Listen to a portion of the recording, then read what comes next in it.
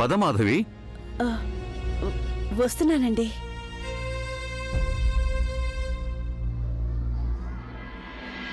I'm sorry mister Chaturvedi, ఒక్క student కోసం entrance టెస్ట్ని వాయిదా వేయడానికి వీలు కాదు.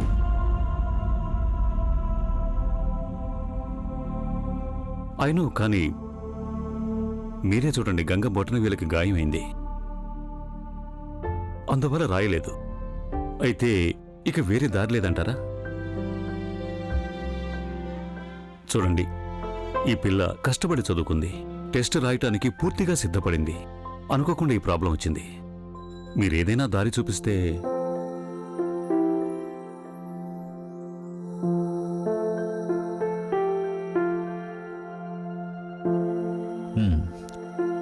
ఒక పని చేయొచ్చు, మేము గంగకి హెల్పర్ని ఇవ్వడానికి వీలవుతుంది. ఎవరైనా ఒకరు, అంటే తనకి బదులు ఆన్సర్ పేపర్ రాసేవారు.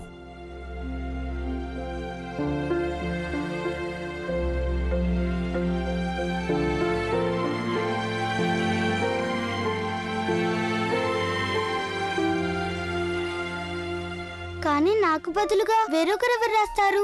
జవాబులు నేనేగా కంటతో పట్టాను. జవాబులు నువ్వే చెప్తావు నీ హెల్పర్కి. అంటే నీకు సాయం చేయటానికి నీతో పాటు ఆ వ్యక్తి కూర్చుంటాడు. నువ్వు చెప్తూ ఉంటే అతను రాస్తూ ఉంటాడు. అర్థమైందా? నువ్వేం బెంగపడకు, బాగా జరుగుతుంది. Thank you very much.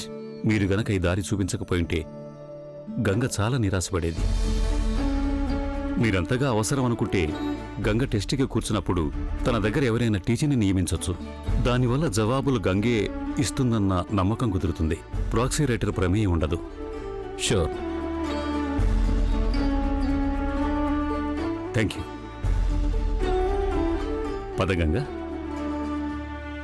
కానీ బాబు నాకేం అర్థం కాలేదే. అదే నీకు అర్థమయ్యేలా చెప్తాలే, పద. నమస్తే అండి. బాబు నాకు బదులు వేరొకరు రాయడం ఏంటి?